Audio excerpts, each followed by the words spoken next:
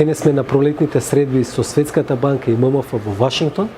Ние со овие институции имаме одлична соработка и на состаноците зборуваме за тековните проекти, за идните можности за соработка и за состојбата во економијата.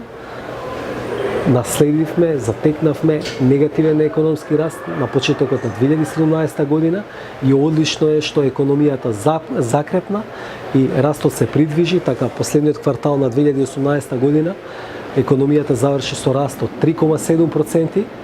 Важно е што податоците од првите 2 месеци од годинава се позитивни, индустријското производство расте со стапка од 10%, извозот со стапка од 6,8%.